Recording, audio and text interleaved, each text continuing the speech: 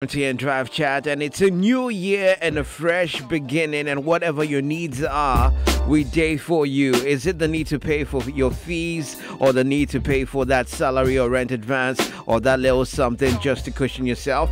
Or just keep talking, texting, browsing, and transacting more with MTN Momo, and you could win up to 30,000 Ghana Cedis cash and lots of other exciting cash rewards and more each month to cushion you in the new year with MTN More For You promo. And even brighter, you actually get to earn an additional 75,000 points for every 150,000 points you accumulate to increase your chances of winning some of these awesome cash rewards. Simply dial star 120 hash and check your points. That's star 120 hash to check your points. We day for you everywhere you go. MTN everywhere you go. And well, it's time for us to interact with our drive doctor. It's a brand new year. He's looking fly. He's got some incredible swag. And, one of the many life events people get ready, for, especially when they get married, is conception. Especially so in the situation of the fact that once you marry, everybody goes like, okay, Charlie, is there a baby on the way and all that? Well, the next thing is to get pregnant, as in for the couple. And however, people are always prepared for pregnancy. But what comes with pregnancy? Do people really plan to get pregnant, or do they involve their doctors in the process? Well, it's the dawn of a new year, and one of the goodwill prophecies I'm sure you heard on 31st night, across churches in Ghana is that I see a baby for this couple. So, we're going to talk about preconception right here on Drive Chat, thanks to MTN. And joining me is the flyest doctor in West Africa, Dr. Yao Osafo. Doc, Happy New Year. Happy New Year, Sammy. Hey, your swag there, your sunglasses on. There's only one person who had those glasses on. Only Michael Jackson had those glasses on. Doc. I should have his money. But good to see you, Doc. Good to see you. How's the holiday for you? It was a working one, so they're just like us. Same. Yes, same. It's stressful. The difficult part is, when you have to take care of people who've been chilling, eating, I can drinking, imagine. and then they come, and then either they are too drunk, to find their way home, or they are vomiting and all. Then they're wondering, why am I at work taking care of people who are chilling? You see that thing? It's orders of the president, so we are working. But Doc, this afternoon we're talking about preconception care. I've heard of is it antenatal? Yep. But we want to find out exactly what goes into it. There's that need to procreate, but what exactly goes into even planning to even get pregnant and having children? Right. So take us through, what is preconception to start with? Good. And good afternoon to all our listeners, and Happy New Year.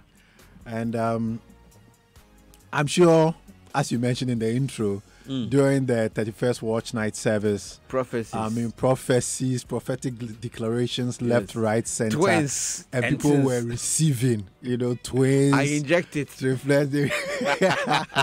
They were receiving it, infusing it, all of it. And here I was thinking to myself, I didn't get the opportunity to be out there, but then I was watching on television at midnight, and then I was asking myself, all right, so you've received it, but do we actually prepare for pregnancy? Yeah. This is a 9-month journey, which sometimes can be very, very difficult.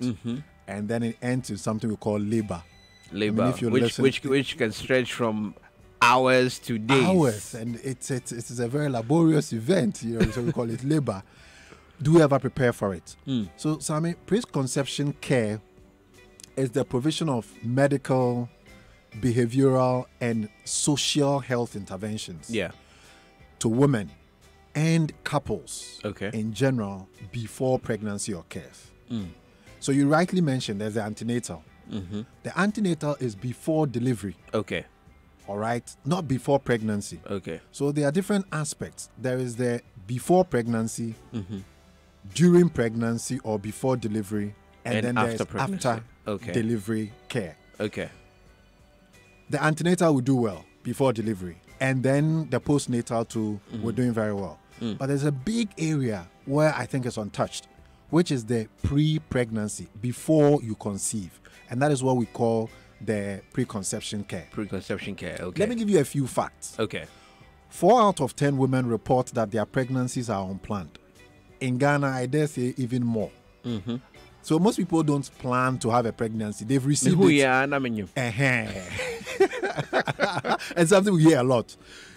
As a result, the essential health interventions that are provided once a woman and her partner decide to have a child will not be provided for this particular, woman.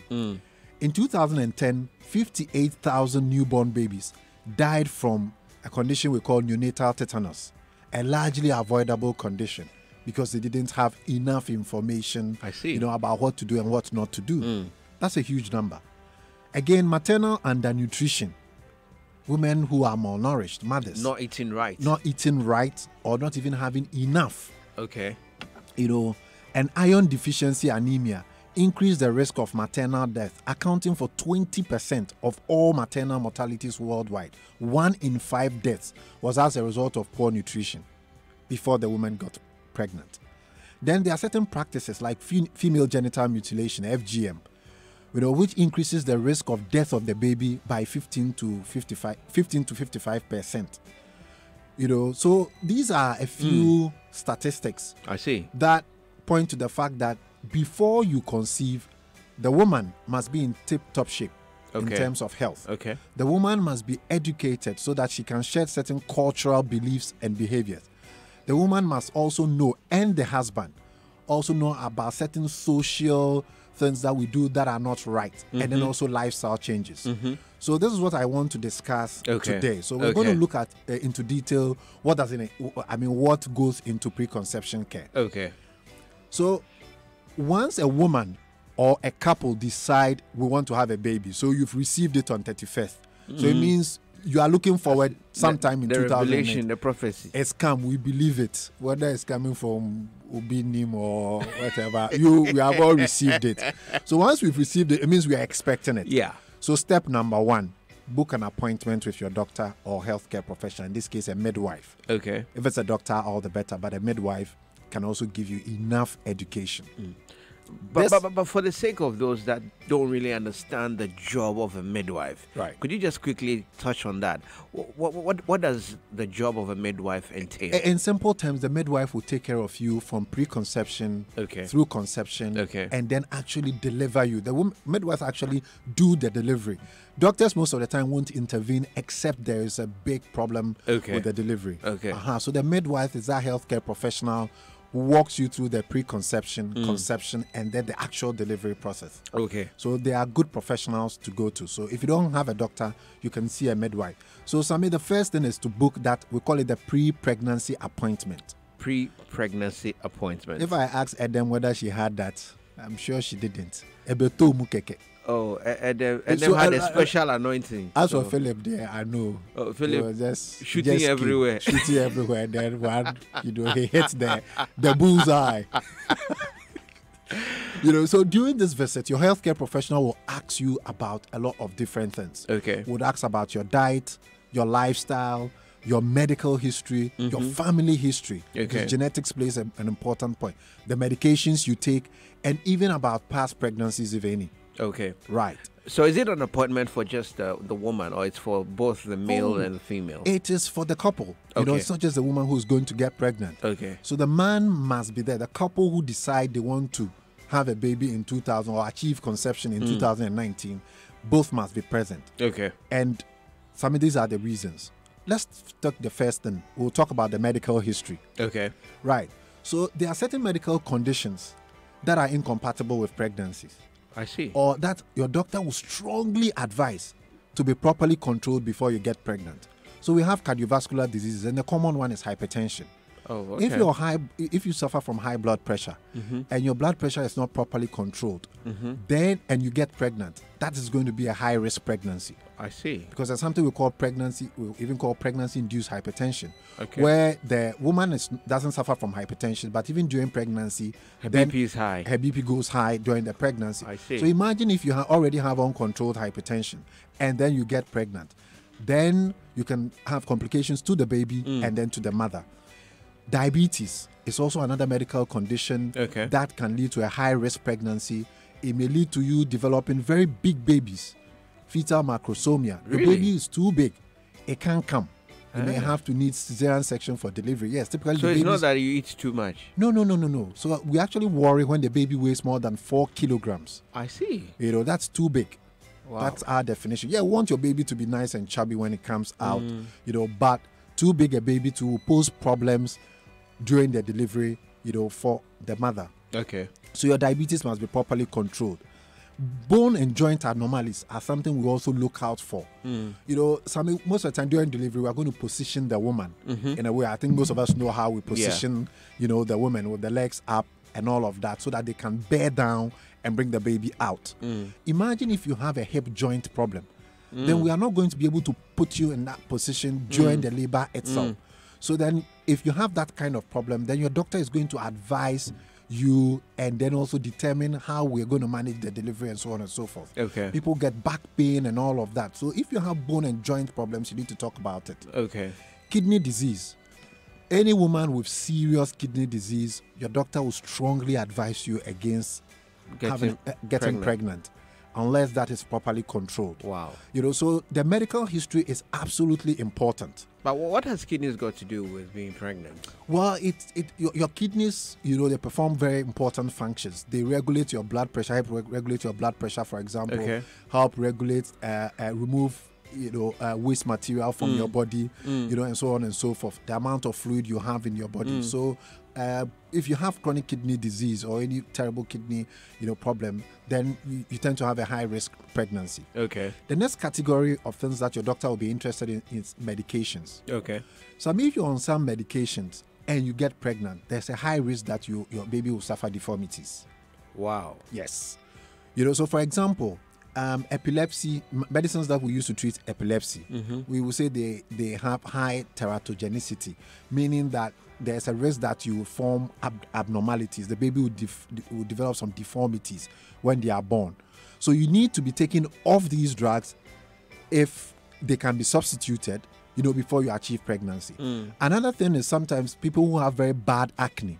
Okay. There are certain categories of medications we use in treating acne.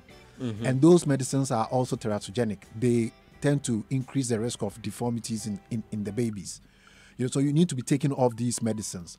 And then some of these antifungal medications, that goes for both men and women. Okay. If you're a man and you take any of these things we use for dandruff and ringworm and things like that, then your sperms may not be as perfect as they should be. And when they meet the egg, then you may form you may develop certain deformities. So your doctor needs to review any current medication and decide whether the medications are safe for conception. It's not that when you get pregnant, then you go and see the doctor about it. It would have happened already. So during the preconception care, we'll look at some of these things. Okay. Then we also look at nutritional conditions. We will screen all women for anemia. So before you get pregnant, a baby is going to grow inside of you. The baby is, in simple terms, going to draw the mother's blood. So imagine the mother doesn't have enough blood. It's anemic. That's why they say they are eating for two people. Exactly. They are eating for two people. I mean, that's exactly what they mean. So iron deficiency anemia. Okay. Some time ago, there was a study that was done in one of the major hospitals, and we found out that 60% of all women presenting for the first time to the antenatal clinic, they were suffering from iron deficiency anemia. Wow. Right. There's also what we call folate deficiency anemia, folic acid. Okay. So in some institutions, for example, outside Ghana, in some jurisdictions, they fortify common foods with folic acid. I see. Bread and things like that. So that all women of the reproductive age, that's what we say, all women of the reproductive age should, for example, be taking folic acid. We also take the opportunity to dispel certain myths about, or cultural myths about certain foods. We say, oh, well, if you are pregnant, or you shouldn't eat egg and all of that. You shouldn't eat certain foods because it will have effects on the baby. We take the opportunity to dispel all of those myths and make sure that the woman eats well. Okay. We've got the iodization of salt. Iodine is also very important for the development of the fetus. Okay. So we will advise on all of these things. Lifestyle changes. If you smoke tobacco, it's a no-no. If you drink alcohol, it's a no-no. Shisha. No-no. Weed. No. Grass. No. So tobacco use, no. Alcohol. There's something we call the fetal alcohol spectrum disorders. Okay. Where if you drink, one of the things that can happen is that your baby will develop a very small brain. Really? Yes. So actually, if you have a big head, it means you have a big brain. Big brain is good. Small brain is not good. So those people with small head, they ask them, well, let me go and see your father. Their temporary report is not good. I see. So wish that you have a big head, big brains. That's good. But they say weed has a lot of, health benefits. So why would that be wrong? We don't know about the babies. Or if you want your baby to be a Rastafarian. Sammy, let's leave the weed out. I'll get into trouble. I was just asking. I played reggae today. I played a lot of reggae today. So I was just asking. Listening. We're in the reggae vibe. Right. Then let's look at genetic conditions. Again, there are certain genetic conditions that can be passed on. So the woman needs to be aware. So in Ghana, the commonest one is sickle cell. Yeah. So again, we need to check your partner. We'll check you as well. And then we'll help you, walk you through the decision-making process. Okay. If you are, for example, AS, you have the trait, and your husband is also AS, then there's a possibility that you may have a child or the pregnancy will be SS. Okay. Are you prepared to go through that? Yeah. So we will have that conversation with you, do that, what we call the genetic screening and all of that. And then you then get to decide. If you say, look, I know all I need to know about this genetic problem and I still want to go ahead with it, then you make an informed choice.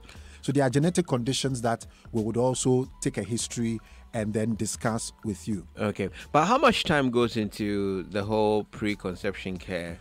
Well, Sammy, you've realized just by the discussion we're having right now that it is quite intense. It's a lot. So it's not just one visit. Because for every visit, we'll look at different aspects of the counseling. So your doctor may schedule, or the midwife may schedule more than one appointment. Okay. For you to take the time and for us to go through all of these things. As we are listening today as well, you can be asking yourself some of these things, and then, if possible, call your GP, go to a midwife and tell them that, look, I want to get pregnant in 2019. Can you walk me through some of these things? So this is what we do at our preconception clinic at Medicas. Okay. I will sit down with you, and it's more than one appointment. Okay. So you really have to be committed to it. And having a baby is a big deal. It's a big deal. From what I saw on 31st on YouTube, when they made those prophetic declarations, the amen was very strong. Yes. More than. I hope the government was watching. They need to provide all the infrastructure for what they will. More people. The other thing we also want to look at is that we also want to give advice about the intervals of pregnancy. Okay. Sometimes we don't want you to have too many pregnancies, so you space them out so that it gives you time to recover. We will also look at mental health issues. Okay. There's something we call postpartum depression, or postpartum psychosis. Is it where you don't want to touch your child and all that? Exactly. Oh. They get so depressed after they have the baby. And everybody's thinking, what's wrong with this woman? You've had this baby, you're supposed to be happy and excited, and the woman is not happy and excited. Well, the question is, did she really want to be pregnant and have this baby in the first place? So mentally, you've got to be prepared. Okay. Because as I indicated, the 9-month period may not just be smooth sailing. It may be problematic at some point. So you really must be prepared. You must really be in a position that you say, oh, look, I want to have a baby. So we do all of that. Then there are some vaccines that sometimes we want to also give out, before you get pregnant. Okay. As well. So we'll look at all of those things. So Okay. these are the things that go into the preconception appointment you have with your doctor. A few women, or quite a number of women, go through a lot of, let's say, vomiting and all that. I know somebody who vomited the entire 9 months. I do as well. Can some of these things be detected during the preconception care? No. but we can alert you about it. Okay. You know, those things are things that happen when the placenta produces certain chemicals into your blood. Okay. It doesn't happen for every woman, but at least we can tell you about it. Vomiting in pregnancy, which is related to the pregnancy. So the woman can be prepared for that experience. It's all about a matter of your mind. If you're prepared for it, you can better deal with it. You know, we also do things like HIV screening, talk to you about it, and STI, you know, and all of those things, whether or not you can have sex. So, I mean, sex is a very big issue when people get pregnant. Man wants to do it. Woman says, no, I don't want to lose the baby. If you do it, we'll lose the baby. A friend of mine said the place is too hot. You know, so we take the opportunity to talk about all of those things. Can I have sex when I get pregnant? Yeah. You know, because my husband, Charlie, he won't go 1 week without it. Yeah. You know, and things like that. So we'll do all of those counselings and you know and talk about that. We'll definitely do part 2 next week, Wednesday. But Doc, I'm sure people probably have questions, and if you can just give out your number quickly, Absolutely. they can reach out. All right. So you can come to us at Medical's Hospital in Mampong, Ekwapim. But now we are also in Accra, Medina, Firestone. I have to come there. You have to come there. You have to come there. I have to see why the baldness is more than mine. Doc. So we are Medina, Firestone, behind the SGSSB Bank. Okay. You can call us on telephone 0501 477 340. 0501 477 340. We'll always continue the conversation on our Facebook page, Medical's Hospital. And we'll do part 2 next week, and we'll go into details about the benefits, you know, of the preconception care. Okay, all right. I'll have more questions for you next week. All right. Many thanks, Dr. Yao Osafo, aka Swagalicious Doctor. Hey.